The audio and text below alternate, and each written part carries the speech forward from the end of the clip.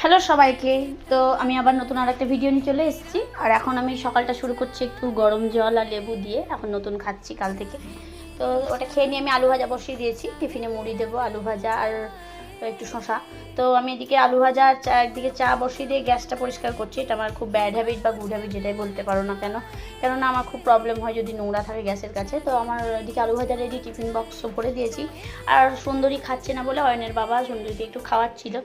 তো এদিকে এত গরম পড়েছে, তো আমি দুঙ্কুর জন্য একটু বাদাম ভেজেছি। আর এদিকে কড়াইটাও পুড়ে উঠেছে, গ্যাসটা কমাইনি, সেটা আমার খেয়াল ছিল না।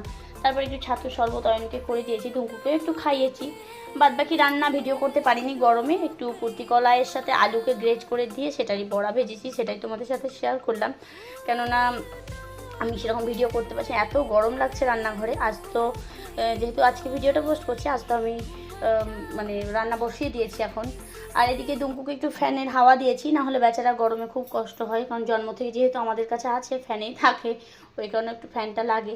তারপর ইউটিউবের জন্য ভিডিও করতে গেছিলাম, সে ভিডিওটা আর হয়নি।